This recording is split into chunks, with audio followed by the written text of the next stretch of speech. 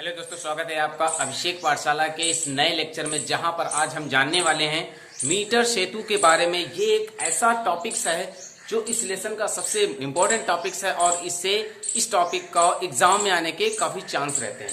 तो आज का टॉपिक्स है मीटर ब्रिज यानी मीटर सेतु के बारे में। आज हम जान लेते हैं कि मीटर ब्रिज क्या होता है, इसका प्रयोग क्यों किया जाता है और किस प्रकार किया जाता है किसी परिपथ में, इसके बारे में आज हम जान लेते हैं। तो दोस्तों, आज का वीडियो देखना ना भूलें। और मैं आपको बता दूं कि यदि आपने मीटर सेतु को देखने से पहले व्हीटस्टोन सेतु को नहीं देखा है तो पहले प्लेलिस्ट में जाकर के व्हीटस्टोन सेतु को देखिए। यदि हम उसे नहीं क्लियर कर पाते हैं, ठीक है, यदि व्हीटस्टोन सेतु को नहीं क्लियर कर पा रहे हैं तो मीटर सेतु को समझना बहुत ही डिफिकल्ट होगा। इसलिए पहले व्हीटस्टोन सेतु को देखिए, क्योंकि मीटर सेतु व्हीटस्टोन सेतु पर बिल्कुल पूर्णतया आधारित है। व्हीटस्टोन सेतु से ही बताया जाता है इसका कंस्ट्रक्शन कैसे बनेगा, कैसे ड्रा होगा, कैसे हम इसे एक आसान तरीके से क्लियर कर पाएंगे। दोस्तों, मैं अभिषेक और आप देख रहे हैं हमारा अपना यूट्यूब चैनल अभिषेक पाठशाला। जैसा कि आप जानते हैं कि इस चैनल पर आप पढ़ते हैं इंटरमीडिएट की फिजिक्स और मैथ की क्लास को बिल्कुल ही फ्री तरीके से और साथ ही साथ बिल्कुल ही लॉजिक और सरल तरीके से। तो आज हम बात कर लेते हैं मीटर ब्रिज के बारे में। तो मीटर ब्रिज को हमने बताया, मीटर ब्रिज को पढ़ने से पहले हमें जानना होगा व्हीटस्टोन सेतु, क्योंकि मीटर ब्रिज आपका मीटर सेतु व्हीटस्टोन सेतु पर आधारित एक ऐसी युक्ति है जिसमें किसी अज्ञात प्रतिरोध को एक आसान तरीके से ज्ञात किया जा सकता है। ठीक है, तो चलिए, आज का वीडियो बहुत इंपॉर्टेंट होने वाला है और वीडियो लास्ट तक देखा जाना चाहिए। ठीक है, लास्ट तक आपको देखना है। यदि लास्ट तक आप देखेंगे तभी आप इसे क्लियर डिफाइन कर पाएंगे, कम से कम समय में आसान तरीके से समझ पाएंगे कि मीटर सेतु क्या होता है, वो व्हीटस्टोन सेतु से किस प्रकार डिपेंड है, किस प्रकार सेम है और किस प्रकार वो कार्य करता है। चलिए दोस्तों, क्लास को शुरू करते हैं। बहुत इंटरेस्टेड क्लास होने वाली, बहुत ही इंपॉर्टेंट वीडियो होने वाला है। वीडियो को लास्ट तक जरूर देखिए। यदि अच्छा लगे तो उसे शेयर जरूर कीजिए, एक शेयर कम से कम, और सब्सक्राइब भी कीजिए, लाइक भी कीजिए। ठीक है, चलिए शुरू करते हैं क्लास को। देखिए, मीटर सेतु में क्या होता है, इससे पहले हम जान लें व्हीटस्टोन सेतु। व्हीटस्टोन सेतु में हमने अभी तक देखा है कि यदि R1/R2 बराबर R3/R4, यदि ऐसी कंडीशन है कहीं पर, ठीक है, यदि R1/R2 = R3/R4 है, तो इस परिपथ में जो BD में प्रतिरोध है, जो BD भुजा में प्रतिरोध है, इससे कोई भी धारा नहीं बहने वाली है। कब? उस कंडीशन में जब R1/R2 बराबर हो R3/R4, यानी परिपथ के R1/R2 R3/R4 इनमें एक समान अनुपात हो, बराबर का अनुपात हो, तो इस BD से कोई भी धारा बहने वाली नहीं है। हम लिख सकते हैं तो जो I बहने वाली है BD दिशा से वो होगी 0, अर्थात इस दिशा में कोई भी धारा नहीं बहने वाली, कोई भी रेजिस्टेंस यहां पर कार्य करने वाला नहीं है। ठीक है, या हम इसे ऐसे भी कह सकते हैं कि यदि IBD बराबर 0, तब हो सकता है R1/R2 बराबर R3/R4। ठीक है, ऐसे भी कह सकते हैं और ऐसे भी कह सकते हैं। अब सुन लेते हैं, बात कर लेते हैं मीटर ब्रिज की, कि मीटर ब्रिज हमारा व्हीटस्टोन सेतु पर कैसे निर्भर करता है। देखिए, एक इंपॉर्टेंट इंस्ट्रक्शन है कि व्हीटस्टोन सेतु को जब किसी युक्ति में बदला जाता है, व्हीटस्टोन सेतु को जब किसी एक ऐसी युक्ति में बदला जाए तो वो युक्ति कहलाती है आपकी मीटर सेतु। ठीक है, क्या कहलाती है वो युक्ति कहलाती है मीटर सेतु। और मीटर सेतु का कार्य क्या है? किसी अज्ञात प्रतिरोध को ज्ञात करने के लिए मीटर सेतु का प्रयोग किया जाता है। चलिए, मीटर सेतु कैसे ड्रा होता है इसे देख लेते हैं। सबसे पहले ये मान लीजिए हमारे पास कोई एक ये तार है 1 मीटर लंबाई का, जिसके बिंदु हैं A और C।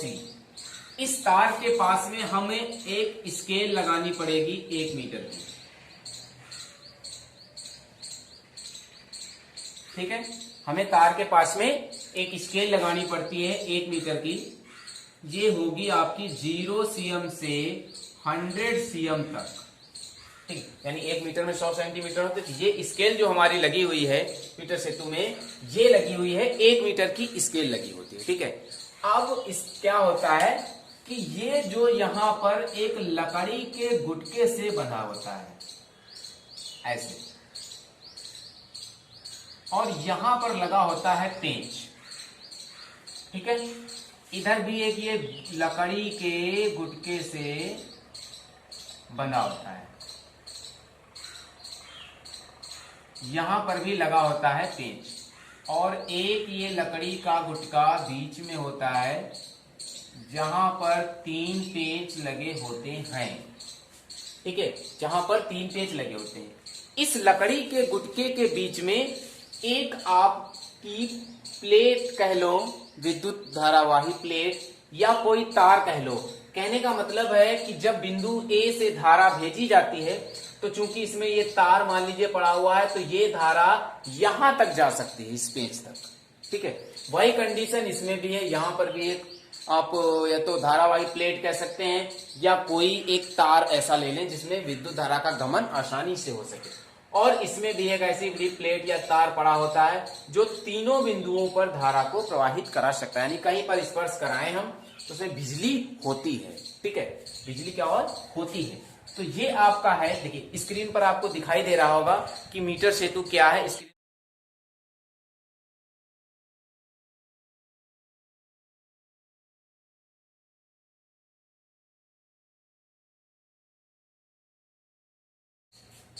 ठीक है, तो ये है हमारा मीटर सेतु।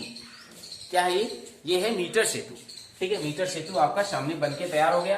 अब यहां पर क्या करते हैं, देख लीजिए कि जब हम धारा को प्रवाहित करते हैं बिंदु ए से, जब धारा को, अब इसे जोड़ दिया जाता है एक इसे सेल से।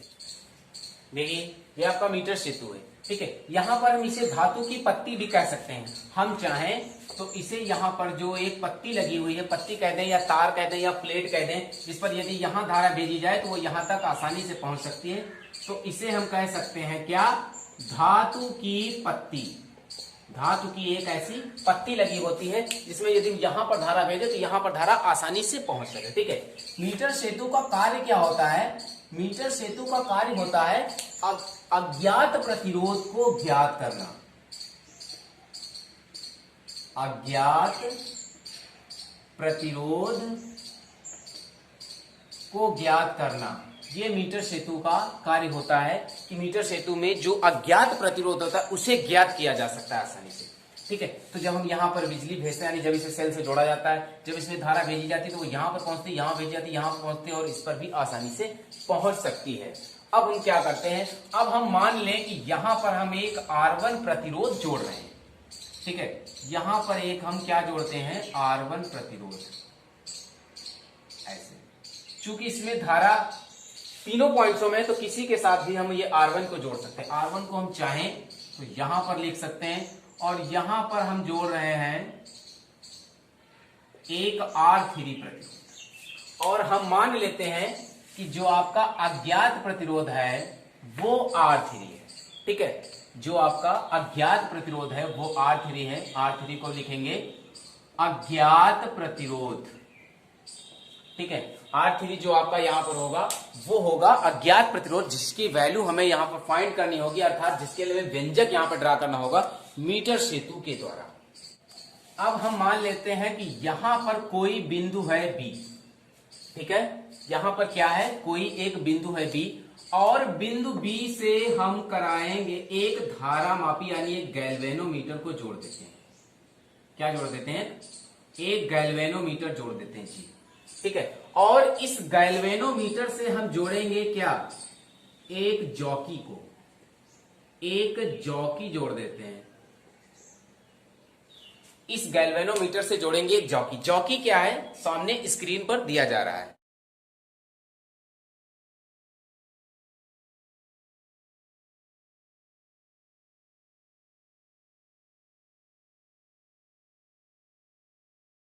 यस, ये है जॉकी। देखिए जॉकी का कार्य, जॉकी क्या है, जॉकी एक लोहे का, ठीक है, पेन के आकार का ड्राइव होता है, एक डिवाइस होती है जिसके ऊपर हम तारों को बांध करके, तार को बांध करके करंट को ले जा करके इस तार में कहीं भी हम टच करा सकते हैं। आप कहेंगे क्यों टच क्यों कराएंगे, टच इसलिए कराते हैं ताकि इस गैल्वेनोमीटर में विक्षेप उत्पन्न हो। ठीक है, जॉकी समझ गए, जॉकी क्या है, जॉकी एक लोहे का लोहे के आकार का पेन की तरह की आकृति या डिवाइस होती है, जिसको ऊपर पर हम तार बांधकर उसमें बिजली या धारा का गमन करा सकते हैं आसानी से, जिसे हम इस तार पर कहीं पर भी टच करा कर गैल्वेनोमीटर में विक्षेप देख सकते हैं, गैल्वेनोमीटर में विक्षेप ला सकते हैं। तो अब आप समझ रहे होंगे कि गैल्वेनोमीटर क्या है। तो गैल्वेनोमीटर को देख लेंगे, स्क्रीन पर दिखाई दे रहा है आपको गैल्वेनोमीटर क्या है।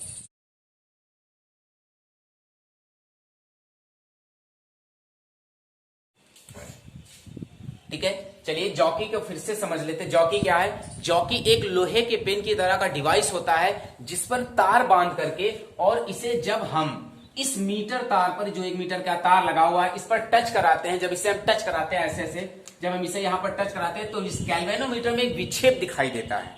ठीक है, गैल्वेनोमीटर में विक्षेप दिखाई देता है जॉकी को टच कराने पर, जब इस तार में हम टच कराते हैं तो यहां पर विक्षेप 2 दिशाओं में हमें दिखाई देता है। एक तो इधर दिखाई देता है और एक इधर दिखाई देता है, इधर और इधर दिखाई देता है ऐसे। वो कैसे होता है? जब हम जॉकी को, यानी जॉकी क्या है? जॉकी को कहते हैं विसर्पीय कुंजी। जब हम इस विसर्पीय कुंजी को इस गैल्वेनोमीटर के पास अर्थात बिंदु ए की ओर टच करते हैं, बिंदु ए की ओर तार पर टच करते हैं, तो गैल्वेनोमीटर में जो विक्षेप होता है वो लेफ्ट साइड में होता है। बात को समझो, ध्यान से, आराम से समझो, फिर से देख लो कि जब जॉकी को बिंदु ए की तरफ टच करते हैं तार पर, तो गैल्वेनोमीटर में जो विक्षेप होता है वो होता है लेफ्ट में, क्योंकि हम लेफ्ट में टच कर रहे हैं। ठीक है, वही जॉकी को उठाकर जब हम राइट में अर्थात बिंदु सी पर टच करते हैं तो गैल्वेनोमीटर में विक्षेप इधर यानी राइट साइड में दिखाई देता है। इधर लेफ्ट साइड में दिखाई देता है, इधर राइट साइड। ठीक है, अब हम पहुंचेंगे अपने फिर से पुराने टॉपिक्स पर, वहीं पर जहां पर थे व्हीटस्टोन सेतु। व्हीटस्टोन सेतु में हमने सबसे पहले क्या देखा कि यदि आई विधि यानी विधि दिशा में बहने वाली धारा यदि 0 है तो R1/R2 इक्वल टू R3/R4 होता है, और यदि ऐसी कंडीशन हो कि यहाँ R1/R2 इक्वल टू R3/R4 हो तो आई विधि में बहने वाली धारा 0 होगी, अर्थात इस बिंदु से बहने वाली धारा 0 होगी। यानी यहां पर हम जॉकी को एक ऐसे बिंदु पर टच कराना चाहते हैं जहां पर धारा आपकी 0 होनी चाहिए। ठीक है, तो यदि हम मान लेते हैं कि जॉकी को यहां से हटा करके जब यहां पर मान लीजिए टच कराते हैं और इसे कहते हैं बिंदु डी, तो यहां पर यदि आई की वैल्यू 0 आती है, ठीक है, यहां पर यदि आई की वैल्यू 0 आ रही है इस गैल्वेनोमीटर से, यहां पर विक्षेप आपका 0 आ रहा है जॉकी को टच कराने में, तो यहां पर एक मान लेते हैं पॉइंट्स डी, मान लेते हैं डी। तो यहां पर हम लिख सकते हैं जो इसकी आई बी डी होने वाली है वो 0 आ गई है, जो हमें फाइंड करनी होगी यहां पर, कि जैसे हमने इसमें बताया था कि बीडी दिशा में धारा यदि 0 है तो इनके प्रतिरोधों में जो अनुपात होगा यानी R1/R2 वो बराबर होगा R3/R4 के। ठीक उसी प्रकार से ये आपको दिया गया है। यदि आप नहीं समझ पा रहे तो अभी हम इसको फिर से एक बार हाईलाइट करा देंगे। आप ध्यान से देखिए वीडियो को, मैं आपको अभी इस क्वेश्चन को एंड करने के बाद तुरंत हाईलाइट करा दूंगा, एक एक कंस्ट्रक्शन को, कॉन्सेप्ट को क्लियर करा दूंगा। बिल्कुल आप मेरे साथ देखते जाइए, जैसा मैं बता रहा हूं बिल्कुल वैसे आप समझते जाइए, करते जाइए मेरे साथ। ठीक है, तो यहां पे क्या हुआ, हमारा गैल्वेनोमीटर क्या हो जाएगा, गैल्वेनोमीटर पे जो जॉकी लगी हुई है वहां पर ये जो आई की वैल्यू 0 होगी किसी ना किसी बिंदु पर। तो जिस बिंदु पर आई की वैल्यू जॉकी को टच कराने पर 0 आएगी उसे हम मान लेते हैं एक बिंदु टी। अब यहां पर स्केल लगी हुई है 100 सेंटीमीटर यानी 1 मीटर की स्केल लगी हुई, तो मान लीजिए कि ए बिंदु से डी बिंदु तक की दूरी यदि यक्स हो, ठीक है, यहां से यहां तक की दूरी यक्स हो, तो इधर ये दूरी कितनी होगी, सी से लेकर डी तक की दूरी कितनी होने वाली है, सी से लेकर डी तक की दूरी होने वाली है 100 माइनस एक्स, क्योंकि 100 सेंटीमीटर का एक स्केल लगा हुआ है, और इधर हमारी ये डिस्टेंस यदि यहां पर जॉकी में प्रवाहित धारा यानी गैल्वेनोमीटर में उत्पन्न विक्षेप 0 आ रहा है, जहां पर हमने पॉइंट को डी मान लिया है, तो यदि इतने डिस्टेंस एक्स है तो इतनी डिस्टेंस कितनी होगी सी और डी के बीच में 100 माइनस एक्स। ठीक है, देखिए अब क्या करते हैं यहां पर, ठीक है, अब व्हीटस्टोन सेतु के फॉर्मूले से यहां पर ड्राइव करते हैं, लिखेंगे चूंकि G बराबर 0, या कह सकते हैं कि I जो बीडी दिशा में बह रही है वो 0 है, तब फॉर्मूला आपका होता है R1/R2 इक्वल टू R3/R4। चूंकि यहां पर देख रहे हैं, देखिए R1 आपका जो है वो ज्ञात प्रतिरोध है, ये जो R1 है वो है आपका ज्ञात प्रतिरोध, ठीक है, R3 जो है वो आपका अज्ञात प्रतिरोध है, और R2 R4 को यहां पर हमें डिफाइन करेंगे। आप ध्यान दें यहां पर हमारे साथ, देखिए R1 जो आपका है वो ज्ञात प्रतिरोध है, तो हम R1 को R1 लिखा रहने देंगे, R2 देख लीजिए यहां पर देखेंगे R1 AB के बीच है, तो R1 आपका A और B के बीच होगा, ठीक है। R2 A और D के बीच है, तो R2 होगा A और D के बीच। तो A और D के बीच डिस्टेंस कितनी है? X। तो यहां पर हम लिखेंगे X लंबाई का प्रतिरोध, ठीक है, ये लिख देंगे R2 की जगह पे। इक्वल टू R3 आपका अज्ञात प्रतिरोध है, तो उसको R3 लिखेंगे अपॉन R4 जो है, R3 आपका BC दिशा में है, तो देख लेते हैं कि ये हमारा व्हीटस्टोन सेतु से सेटिस्फाइड है या नहीं। B और C के बीच में R3 लगा हुआ है, R4 है हमारा C और D के बीच में, C और D के बीच में डिस्टेंस कितनी है? 100 माइनस एक्स। तो यहां पर हो जाएगा 100 माइनस एक्स का प्रतिरोध,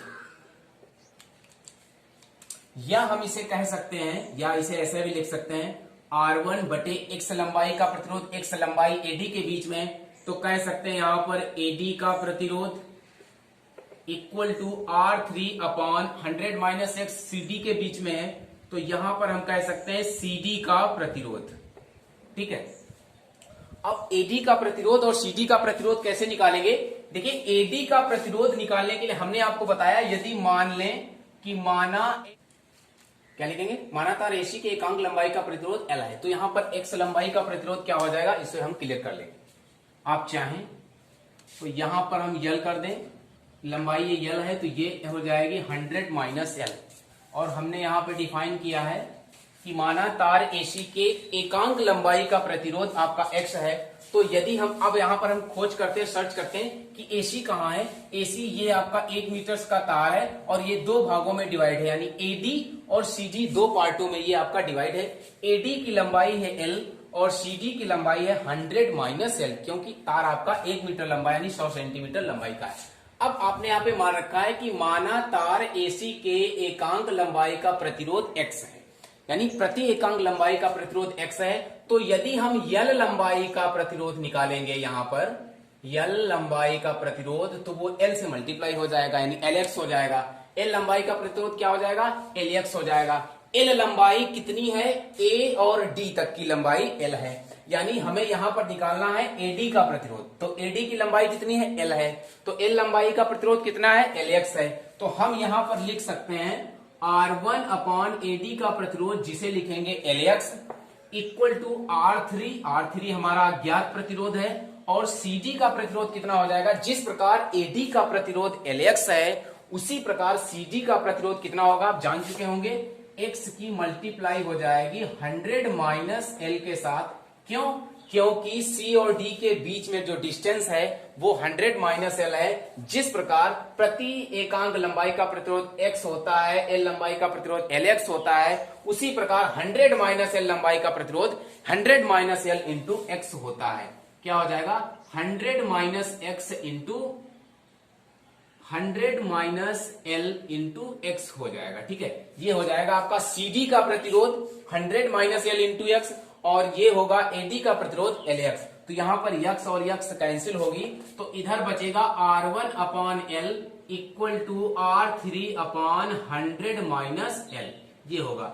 हमें ज्ञात क्या करना है? मीटर सेतु ब्रिज का निर्माण, जिसमें हमने बताया है कि मीटर सेतु का प्रयोग क्या होता है, किसके लिए होता है? मीटर सेतु का प्रयोग है, मीटर सेतु का कार्य अज्ञात प्रतिरोध को ज्ञात करना, और आपने यहां पर अज्ञात प्रतिरोध किसे माना है? R3 को। तो आपको डिफाइन करना है, प्रूव करना है R3 की वैल्यू को। तो R3 को जब हम बाहर करेंगे तो ये निकलेगा R3 equal to R1 into 100 minus L upon L, ठीक है। R3 equal to R1 into 100 minus L upon L हो जाएगा जी।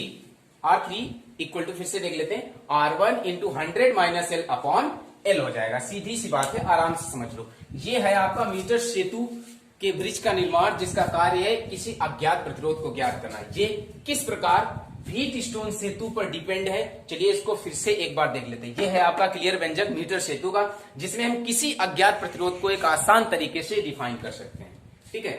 चलिए फिर से शुरू करते थे, देख लेते हैं। देखिए, हमने आपको शुरू में बताया कि यदि आप मीटर सेतु को डिफाइन करना चाहते हैं, उसे एक आसान तरीके से क्लियर करना चाहते हैं, तो उसके लिए सबसे पहले आपको व्हीटस्टोन सेतु को क्लियर करना पड़ेगा। व्हीटस्टोन सेतु में क्या होता है कि यदि चार प्रतिरोध अपने रिलेशन में, यानी R1 by R2 equal to है R3 बाई R4 में, यदि 4 रेसिस्टेंस आपके इक्वल इक्वल हैं तो उनके बीच जो 5वां रेसिस्टेंस होता है अर्थात गैल्वेनोमीटर के बीच में जो बीडी दिशा में रेसिस्टेंस आपका होता है वहां पर जो धारा होगी वो होगी 0, जिससे प्रूव होगा कि R1 by R2 equal to R3 by R4। इसी को डिफाइन करना हमें किसमें, मीटर सेतु में। तो देखिए मीटर सेतु में क्या होता है, सबसे पहले हम 1 मीटर का तार लेते हैं, ठीक है, या 100 सेंटीमीटर का तार लेते हैं, उसमें 1 मीटर की स्केल जोड़ते हैं, नीचे फिट कर देते हैं, ठीक है। अब यहां पर क्या होता है, लकड़ी के 2 गुटकों के बीच में ये इस हम तार को ऐसे स्टैंड रखते हैं, चटा हुआ रहता है, ठीक है। और इन लकड़ी के गुटकों में एक धातु की पत्ती लगी होती है और जिन पर दोनों तरफ पेंच लगे होते हैं, धातु की पत्ती लगी होती है और दोनों तरफ पेंच लगे होते हैं। बीच में एक ये लकड़ी का गुटका रखा होता है, इसमें भी 3 पेंच लगे होते हैं, ठीक है। और ये पेंच इस प्रकार व्यवस्थित होते हैं कि यदि हम बिंदु सी पर बिजली धारा भेजें तो वो यहां से जाकर के यहां तक आसानी से पहुंच सके, ठीक है, क्योंकि यहां पर धातु की पत्ती लगी हुई है जो उष्मा की सुचालक, इसलिए इसमें धारा आसानी से जा सकती है, ठीक है। तो ये हुआ आपका मीटर सेतु। आप चाहें तो स्क्रीन पर फिर से देख सकते हैं, मीटर सेतु का चित्र आपको दिखाया जा रहा है सामने।